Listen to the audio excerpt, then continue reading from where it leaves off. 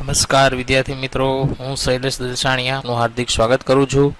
હવે આપણે unit 6 strike against war જોઈએ છે, જે હેલનનો પાઠ છે, જે મજૂરોને છે સમજાવે છે, બરાબર, કે તમે કોઈની ઝાડમાં ફસાઓ નહીં, બરાબર, અને તમારા સાચા દુશ્મનો તમારા માલિકો જ છે, બરાબર, તમને કે એમ કરો નહીં. ઓકે, ધ કાઇન્ડ ઓફ પ્રેપરનેસ આગળ જોઈએ છે. ધ કાઇન્ડ ઓફ પ્રેપરનેસ એટલે પૂર્વ તૈયારી. The workers want to reorganization and reconstruction. Reorganization કરવું એટલે પુનઃ, જેને આપણે કહીએ પુનઃ આયોજન કરવું, અને રીકન્સ્ટ્રક્શન કરવું એટલે પુનઃરચના કરવી. કે આ પ્રકારની પૂર્વ તૈયારી સામે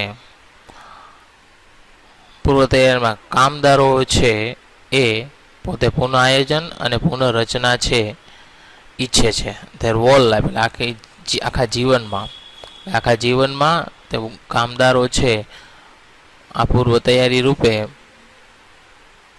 પુનઃ આયોજન અને પુનઃરચના છે ઈચ્છે છે, એટલે આમાં સુધારો કરવા ઈચ્છે છે. Such has never been attempted by statesman or government.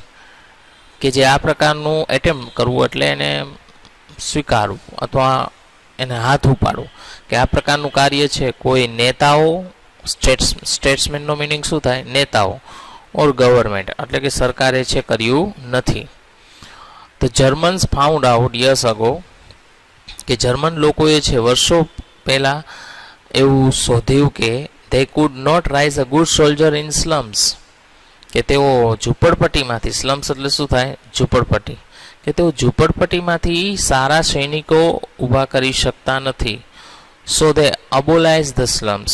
અબોલાઇઝ કરવું એટલે નાશ કરી નાખવો. તેથી તેઓએ ઝૂંપડપટ્ટીનો નાશ કરી નાખ્યો.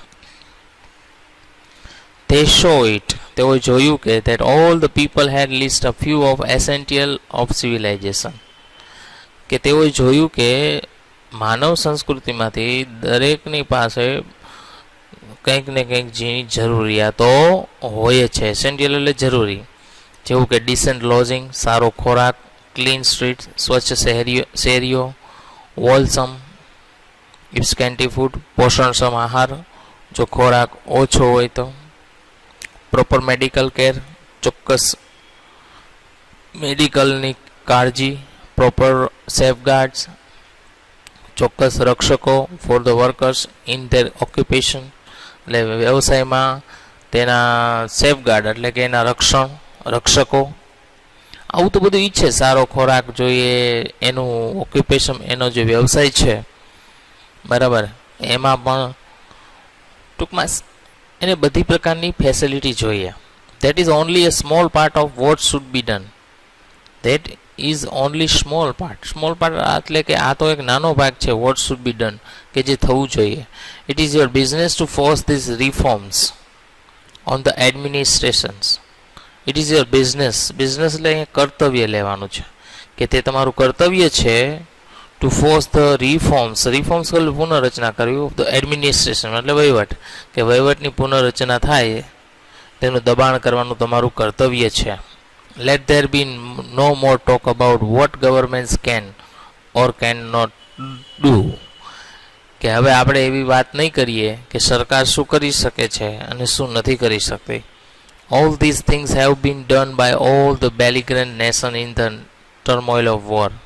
All the things have been done, કે આ બધી જ વસ્તુઓ છે બધા રાષ્ટ્રો દ્વારા કરવામાં આવી છે.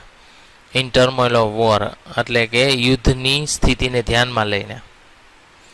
Every fundamental industries has been manage better by the governments than by a private corporation. અહીં શું કહે છે? એવરી ફંડામેન્ટલ, કોઈ પણ પાયાના ઉદ્યોગો છે પ્રાઇવેટ સંસ્થા કરતાં ગવર્મેન્ટ સંસ્થા સારી રીતે મેનેજ કરે છે. It is your duty to insist upon till more radical measure, કે તમારું કર્તવ્ય છે કે હજુ તમે આ માપદંડોને વધારો અથવા ઉચ્ચે લઈ જાઓ. એમ રેડિકલ મેઝર્સનો મિનિંગ શું થાય? માપદંડો. It is your business to see that, એ તમારું કર્તવ્ય છે કે that no child is employed in industrial establishment, કે ઉદ્યોગોમાં કોઈ પણ બાળક છે એ મજૂરી કામ ન કરવું જોઈએ. ઓર માઇન અથવા ખાણોમાં, ઓર સ્ટોર અથવા તો કોઈ ગોદામોમાં. And that no work is needlessly expose to the accident or disease, અને તેમાં બિનજરૂર રીતે અકસ્માતો અથવા રોગો થવા જોઈએ નહીં. It is your business to make them give you clean city, એ તમારું કર્તવ્ય છે કે તમે તેને સ્વચ્છ શહેર આપો. ફ્રી ફ્રોમ સ્મોક, ધુમાડાથી મુક્ત. ડર્ટ એટલે ગંદકી. એન્ડ કંગેશન એટલે મૂંઝારો. It is your business to make them pay your living wage, એ તમારું કર્તવ્ય છે કે તમે તેને રહેવા લાયક મહેનતાણું આપો અથવા જીવવા લાયક મહેનતાણું આપો. લિવિંગ વેજ એટલે શું થાય? જીવવા લાયક મહેનતાણું.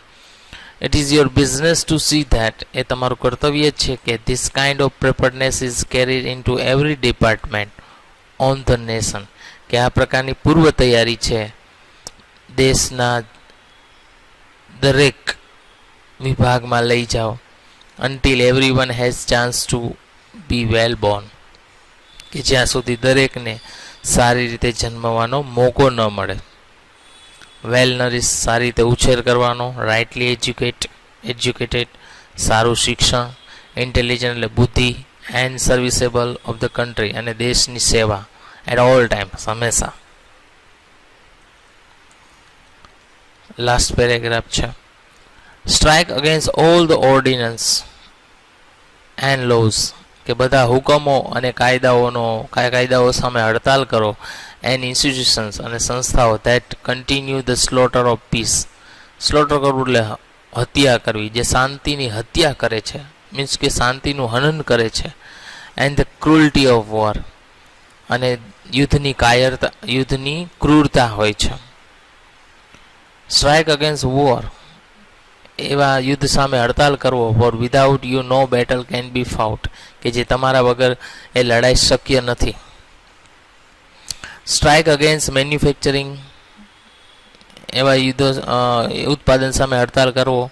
Manufacturing scraps and gas bomb, કે જે હથિયારો અથવા તો વાયુ બોમ્બ બનાવે છે. And all the tools of murder, અને જે મૃત્યુના સાધનો તૈયાર કરે છે.